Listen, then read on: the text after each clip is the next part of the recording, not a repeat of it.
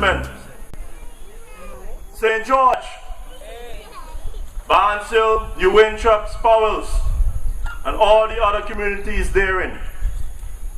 My name is Vere Cornwall Bird III. I am the son of Vere Cornwall Bird Jr. and the grandson of Vere Bird Sr.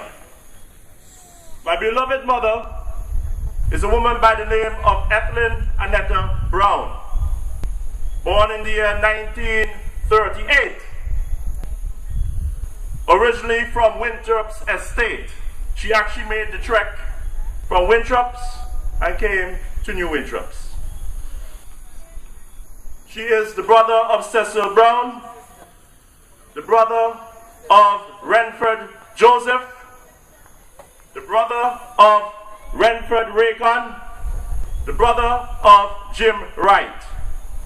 All 5 children were the mother of Trafina Henry from New Winthrops. So what we are saying here tonight, it affects me, because my people come from this constituency and this neighborhood. It is a concern to me in the island of Antigua and Barbuda that for 28 years the Labour Party was in power, and for the last 10 years the UPP are in power. And today, the 12th of February, 1 month before elections are constitutionally due, and after how many years, over 60 years, that elections have been held in Antigua and Barbuda where the average man and woman could vote. You didn't have to have land, property, or any sort of money to say that you could vote. 1951, adult suffrage. And now, we don't even know when the election is going to be called. We have all the internet and the YouTube, the Facebook, the Twitter accounts, all the educations. Everybody has the PhD and the masters. And we don't know when we're going to hold election in Antigua and Barbuda. 2 generations ago, our forefathers, people who, when they thought, oh, you're highly educated, you probably just reached high school, up, got your secondary education, you're considered to be very educated with that education, secondary education. And now their grandchildren and great-grandchildren cannot hold an election on time in Antigua and Barbuda. That is a damn shame. Our party, the True Labour Party, our motto is defending our democracy and protecting our heritage. And that is why we're here tonight in St. George, Barnsills and New Winthrops to tell you, have no fear. True Labour is here. Ladies and gentlemen, UPP win, you lose. ALP win, you lose. Jackie Quinn-Leandro win, you lose. Dean Jonas win. Boy, that's the worst than lose. Dead, you're dead.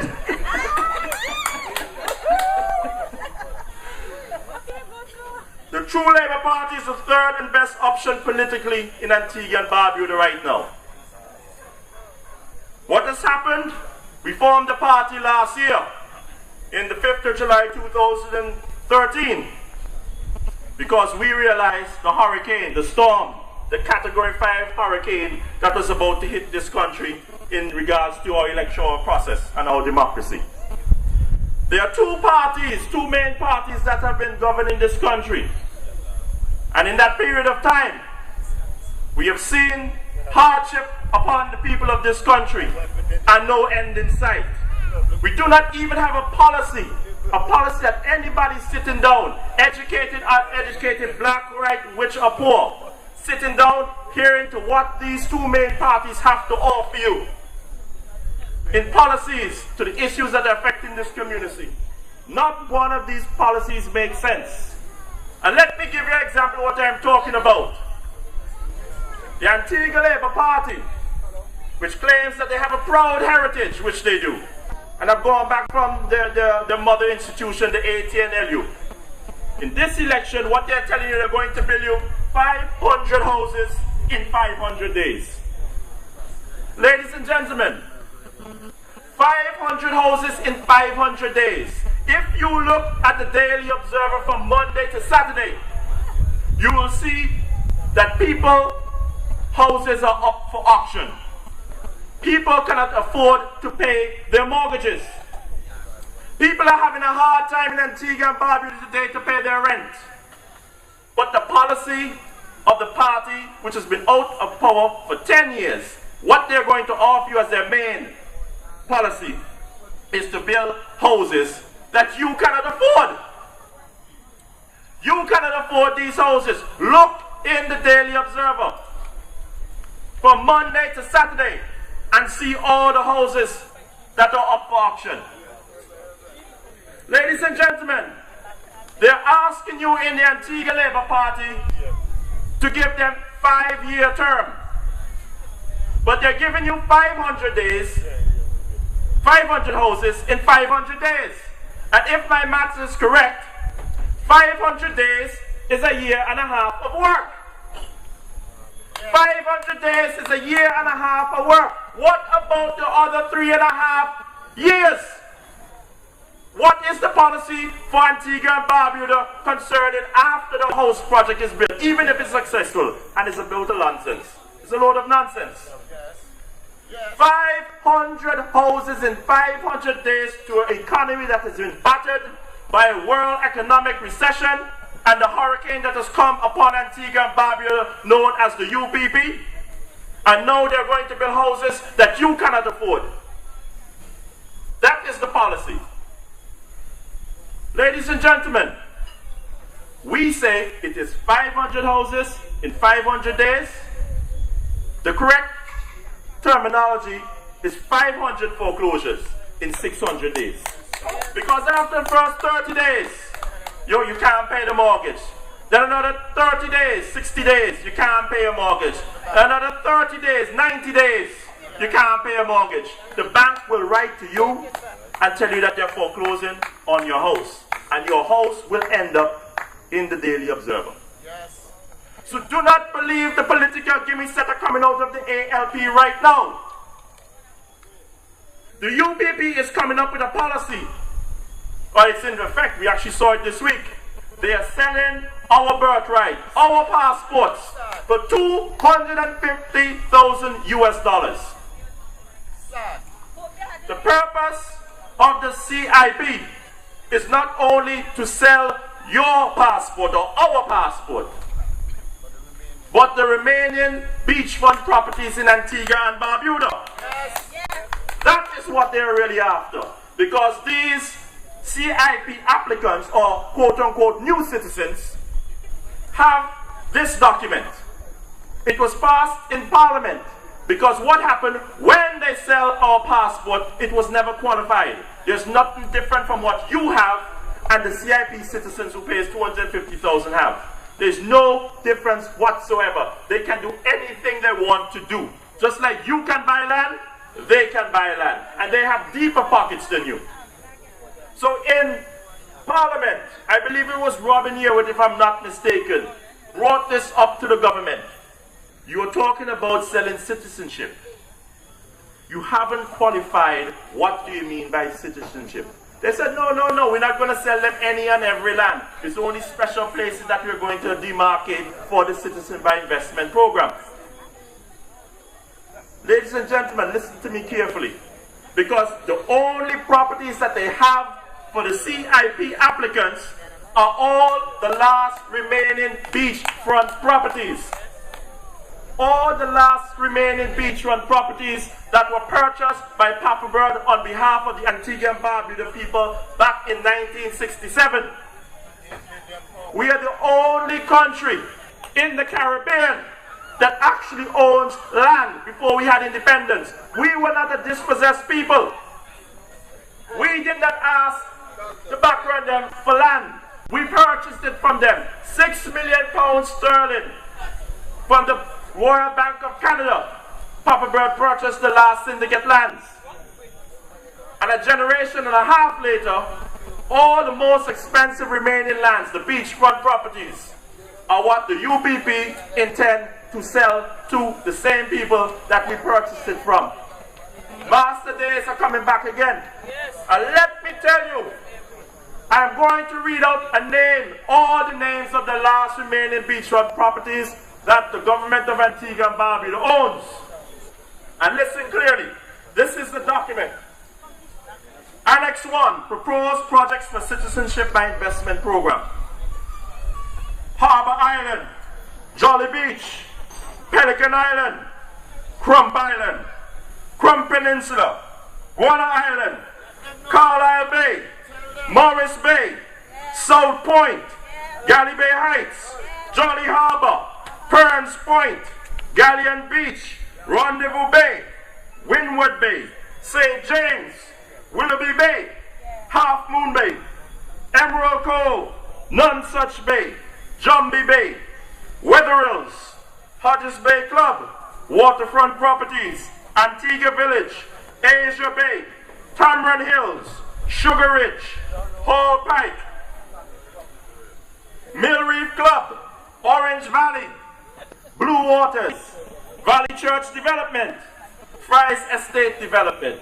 Those are all the last remaining beachfront properties that the government owns, and that is not going to go to you and your children and your children's children. That has been earmarked for the Citizen by Investment Program and all the applicants therein. That is what you call the biggest treachery, backstabbing that any government has done in the Caribbean against its people. That in a generation or so, we may actually have to ask permission to get to a beachfront property. A country that prides itself on having 365 beaches, one for each day of the year. All the remaining beaches that the government owns are up for sale. Ladies and gentlemen, I'd like to bring your attention to one of the problems that we're facing in Antigua and Barbuda. And I think it is the problem that has plagued both of the two other main parties in Antigua and Barbuda. It is called cronyism, duplicity. It is the policy that they have gone about in a hypocritical manner in regards to our lands. In the Antigua Labour Party, since 2012, early 2012, they have imposed, the present leader and formerly the chairman of the party, Gaston Brown, spoke about imposing a code of conduct. A code of conduct in all the candidates in which they were going to conduct themselves in public life. Ladies and gentlemen, I'm going to show you what Mr. Brown has done himself, which makes him in breach of this code of conduct. Mr. Brown, the day before the election 2004, the election was on the 23rd of March 2004, and on the 22nd of March 2004, Gaston Brown of Bay Street Villa received 3 acres of land. 3 acres of land from national parks. 3 acres of land that he purchased an acre for $25,000 each. $25,000 EC. $75,000 he paid for 3 acres of land. National parks land. Prime land, some of the best land in Antigua. And that land was preserved for the future generation. It was part of the national park. We realized the importance of that land, and it was put as part of the national park.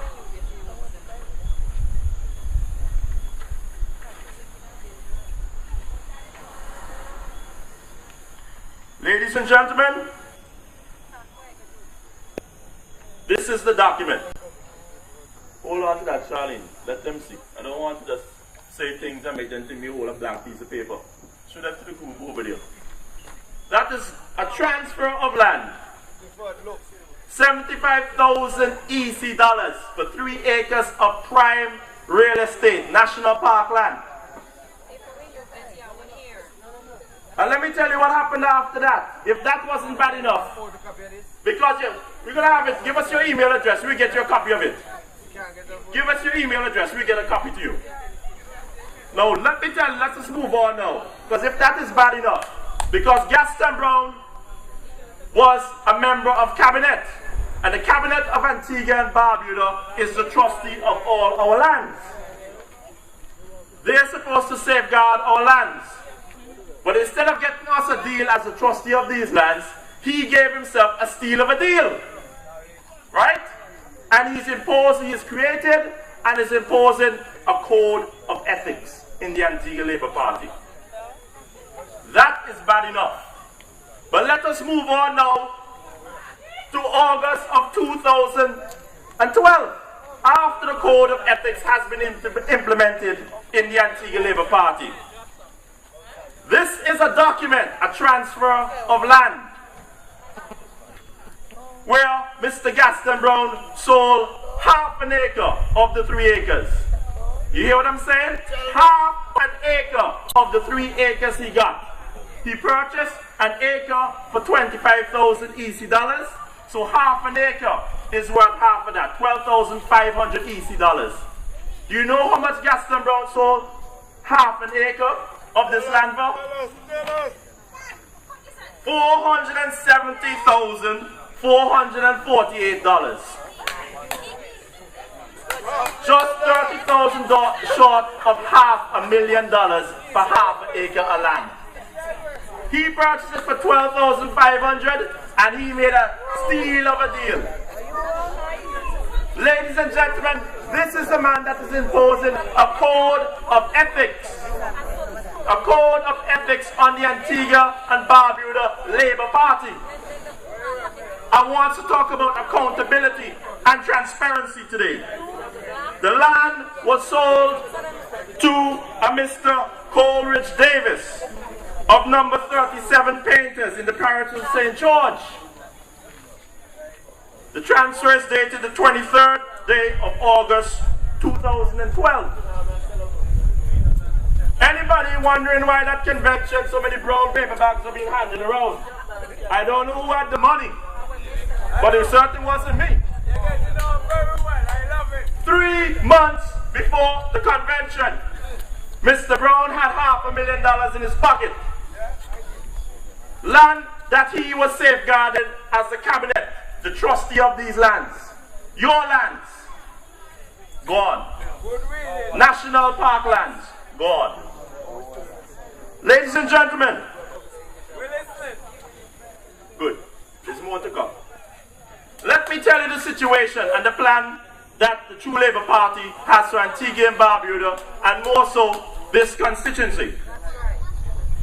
Ladies and gentlemen, we look at the economic well-being of this country in 3 policies that we will implement upon getting into power.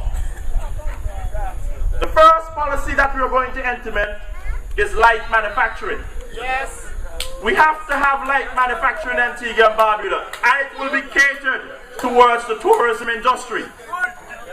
All the hangers, all the bed linen, all the towels, all the detergents and cleaning agents, those will be manufactured here in Antigua and Barbuda.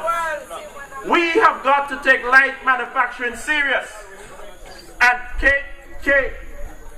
tailor it towards the industry, the hotel industries.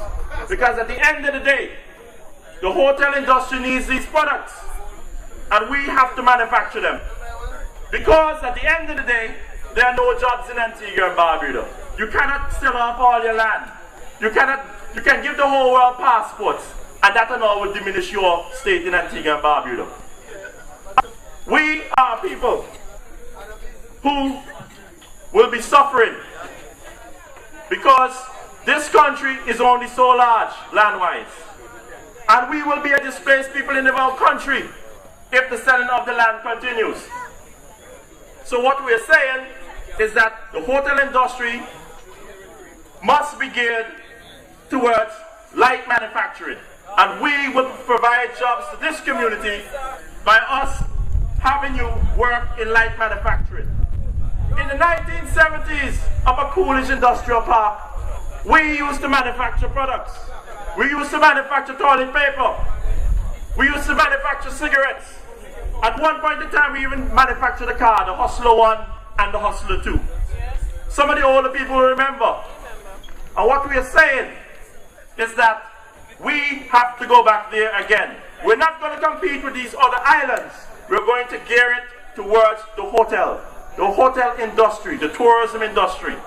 It is not going to be a glamorous job, but it will be a job to get young people to hold their head above water. And that is what is needed in this economy at this point in time. As I mentioned to you, 500 houses in 500 days will only provide you a year and a half of work. Ladies and gentlemen, that is one policy that we're going to implement through Labour Party. The second policy that we're going to implement is a war on cronyism.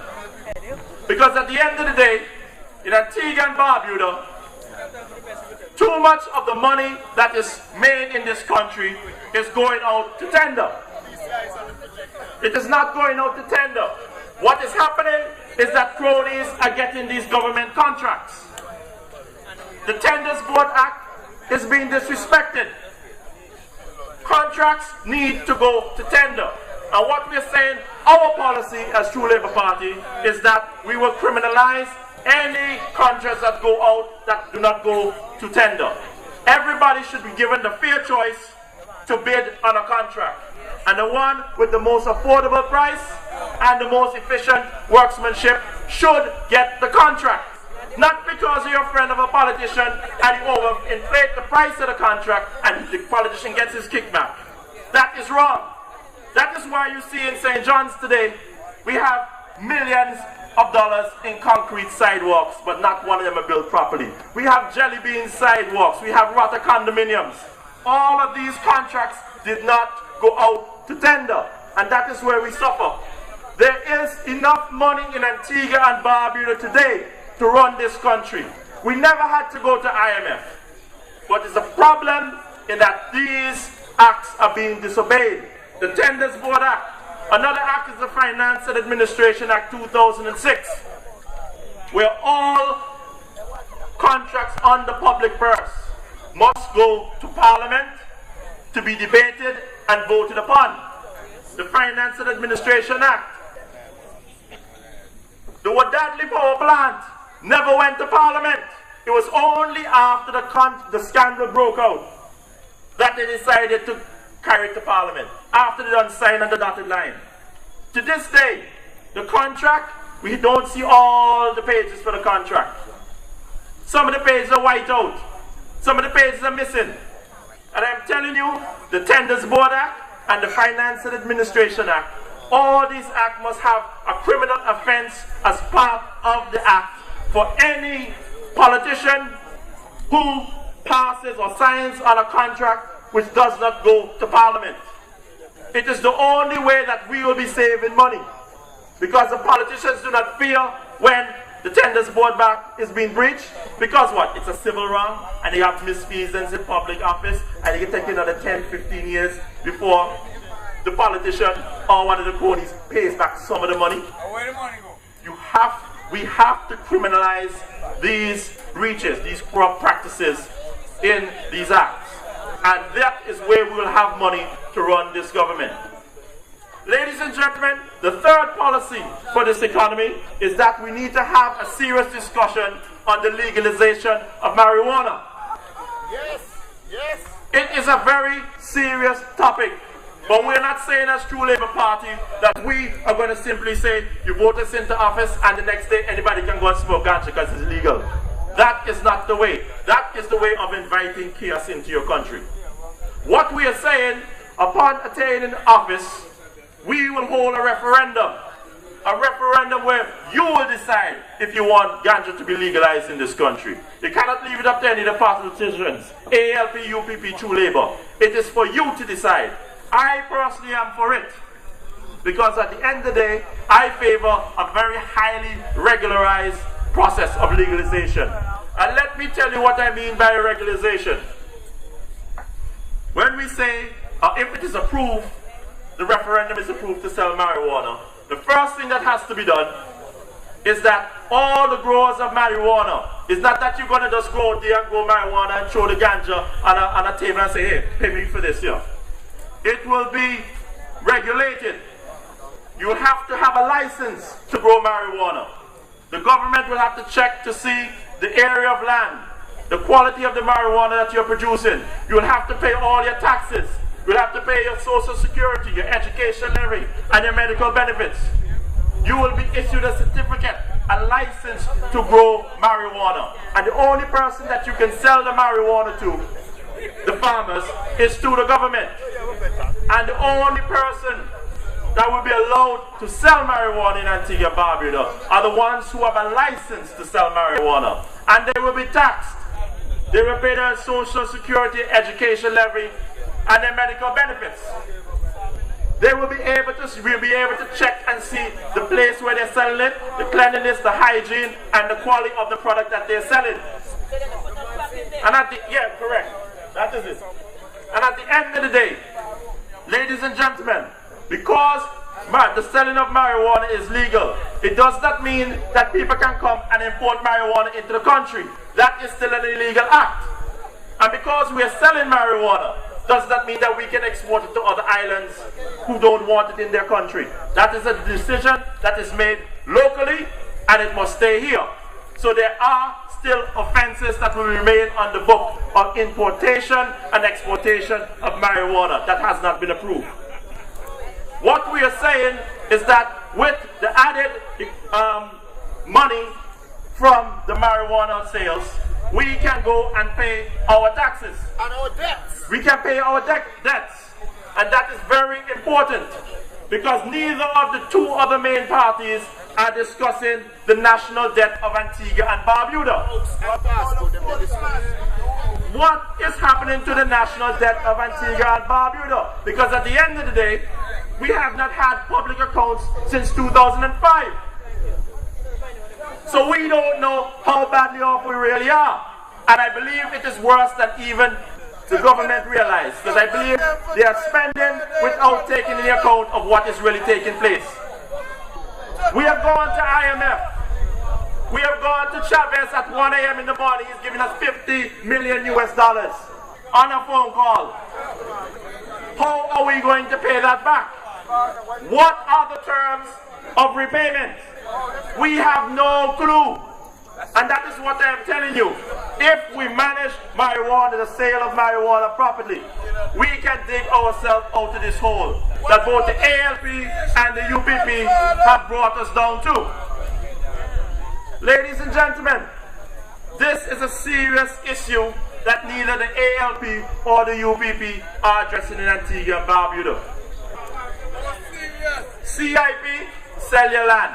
Give them passport. Build a lot of houses that nobody can afford. That is not a way forward. That is a way backward.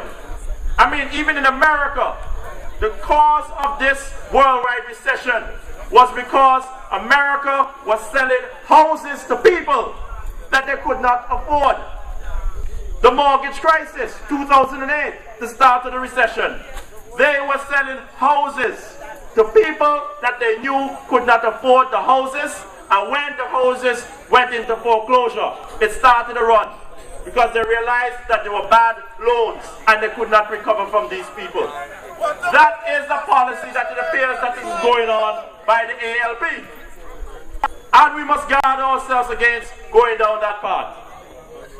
500 houses in 500 days is not a policy. It is a political gimmick. It sounds good, it sounds sweet, but do not go down that path.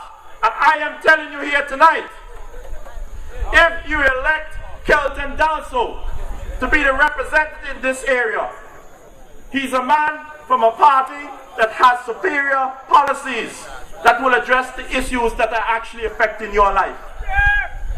What are you going to do with those? Kelton Dalso, if you shut your mouth, you'll find out. But anyway, let us move on. Ladies and gentlemen,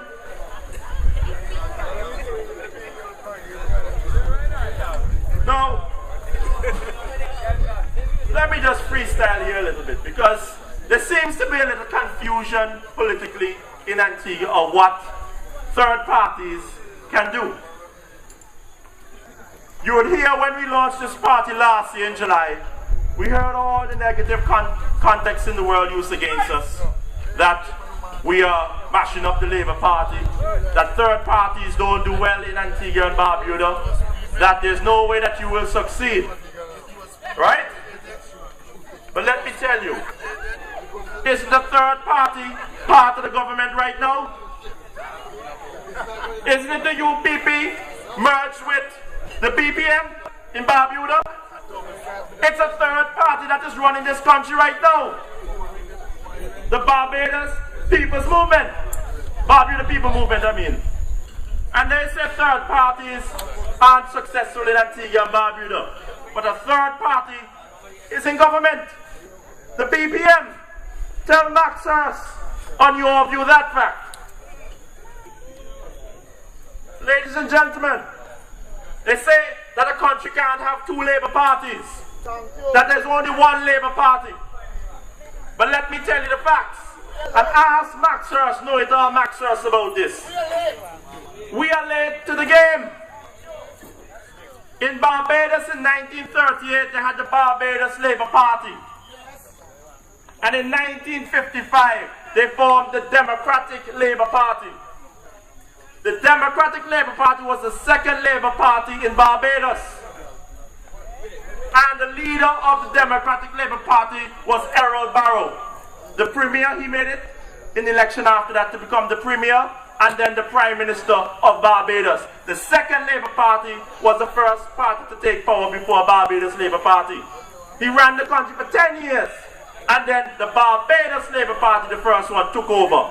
So in Barbados, the first and the second Labour Party have formed governments in that country. And hear what I tell you? Since 1955, the second Labour Party and both parties are still in existence. The second party, the Democratic Labour Party, is in power in Barbados today. So all those people talking about there's only one Labour Party and it can't be done and it can never happen in Antigua and Barbuda, we are almost 60 years late to the game. Ladies and gentlemen, 30 miles in this direction, in St. Kitts, the St. Kitts and the Vision Labour Party, the Deputy Prime Minister and one other colleague left the Denzel Douglas government, and formed last year, a month before us, the People's Labour Party in June of last year. And then we came in July and formed the True Labour Party. It is a fact. So anybody who tell you that third parties don't do well in Antigua and Barbuda, point to them. The last 10 years, the UPP has aligned with the BPM to run this country. This country is a coalition government. A third party, the ALP, is on the outside looking in to a third party and the UPP. Tell them that is a fact and to stop to bring their propaganda. Ladies and gentlemen, one of the problems that we have in Antigua and Barbuda in our political culture is that every 5 years they come and tell you they're bringing in investors in Antigua and Barbuda. Every 5 years they say, oh, we have all these investors. I went to Dubai, I went to Saudi Arabia, and we have all these investors. The problem in Antigua and Barbuda is that we have a toxic name in the international community in regards to bringing investors into this country.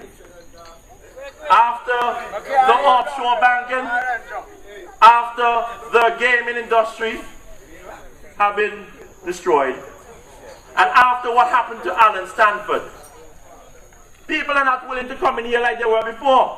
They hear about our high taxes. And both parties, every time when they hear election, every 5 years, they come and tell you, oh, we have elections. Elect us into office, and then we're going to bring the investors. What's that, the carrot and the stick? Tell me about the investors you bought a year before the election, or 2 years before that. But don't come and tell me now that, you know, Antigua has been suffering so long because of the economic downturn that you're going to bring the investors after you elect me into office. That is political gimmicks. And we are establishing a no political gimmick zone around Barnsley tonight. This is big people business and no political jokes.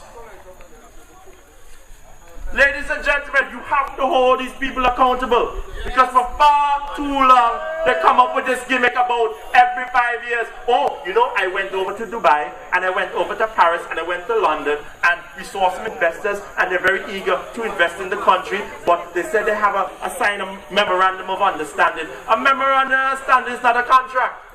A memorandum of understanding means that the person is interested in investing in Antigua. We know they want to hear. They want to hear about how many concessions they're going to get. And investors in Antigua and Barbuda right now, the people that they're going to bring in are the bottom end of the barrel. Because Antigua has a bad name internationally, a toxic name. There will be no investors coming. That is a fact. And the ones that are coming into Antigua and Barbuda today, look at Butch Stewart up at Long Bay. They're going to ruin that beach to put down a hotel.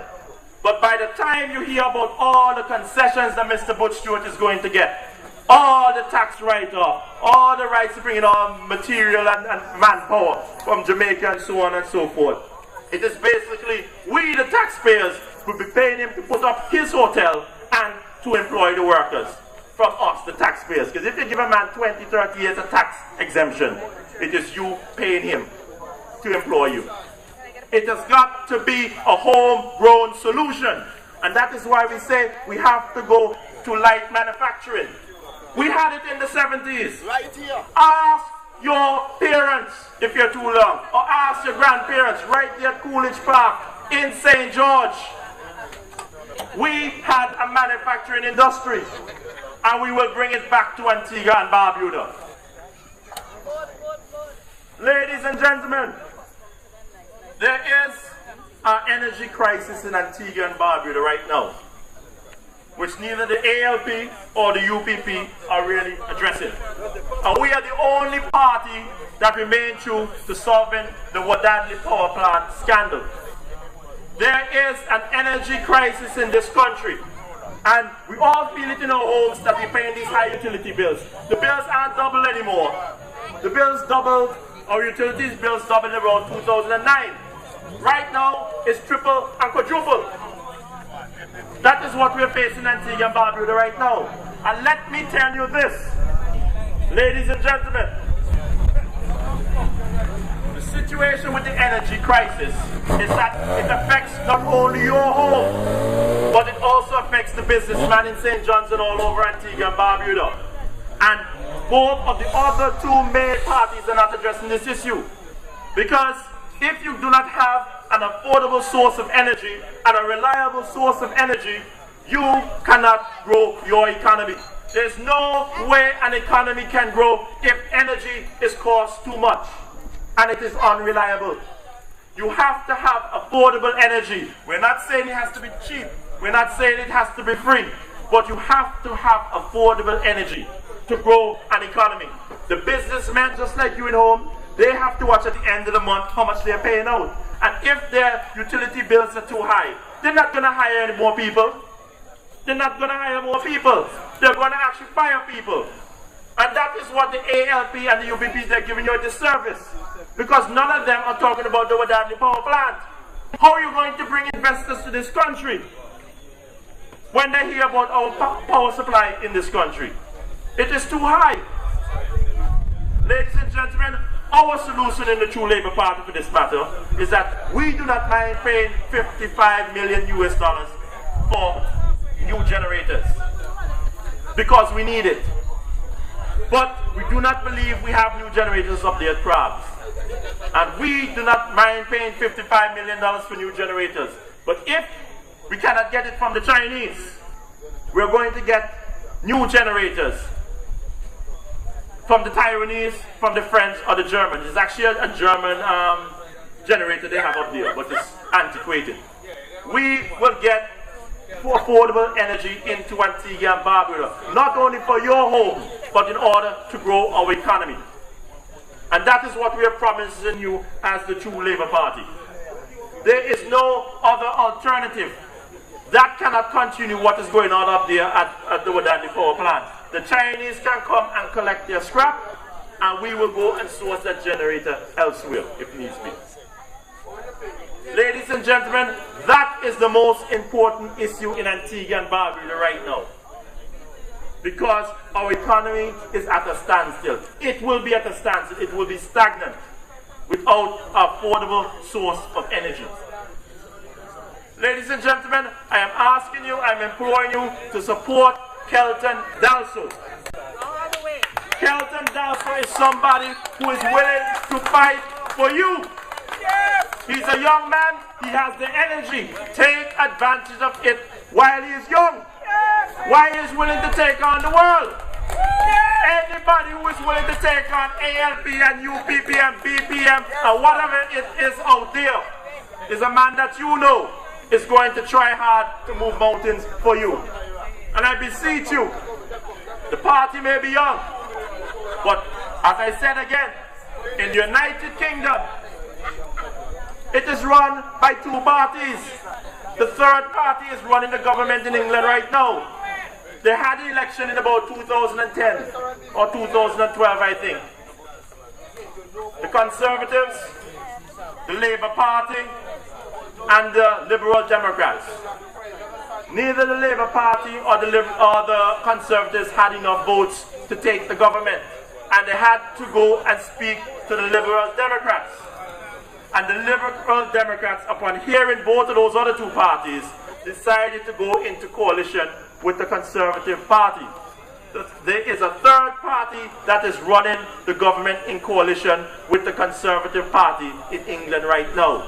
In Antigua and Barbuda, there is a coalition government between the UPP and the BPM. So all the nonsense you hear on Fire and Steel and Your View and all these other propaganda tools, tell Maxers and all these other political pundits, isn't Antigua in a coalition government with a third party presently for the last 10 years? Ladies and gentlemen, I ask you once again to listen to the policies that we have for Antigua and Barbuda, and you will find them far superior and realistic and practical, because selling your passports and selling your land is not an answer to the problems in Antigua and Barbuda. We will be a displaced people in our own country, and you can see some of the displacement going on in Antigua and Barbuda right now. I remember just 20 years ago going around Sugar Ridge. There was a man who owned that piece of land going up the side of the hill. I used to see him plant his banana and his growing provisions. He sold the land. They developed Sugar Ridge right now. How many of us can afford to buy land anywhere near around Sugar Ridge, Jolly Beach and Jolly Bay now, Jolly Harbour? How many of us, the local Antiguan men? It is out of our pockets.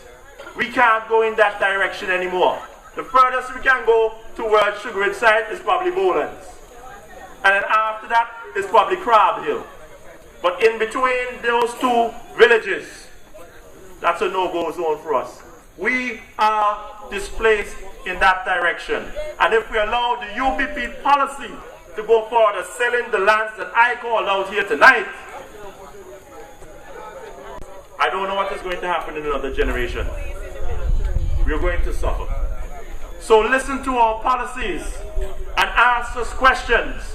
The most you can do at this time is to ask us questions. If you have any doubts in our policies, ask questions of us.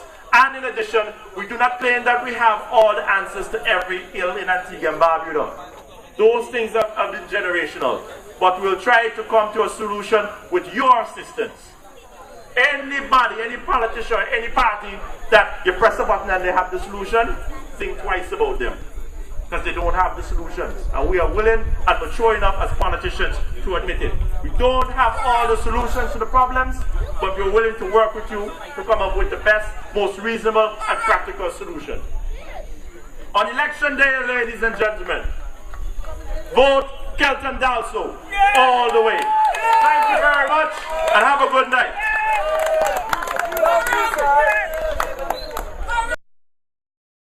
You're not alone. Live, I'll be right there for you. You're not alone. Live, I'll be right there for you.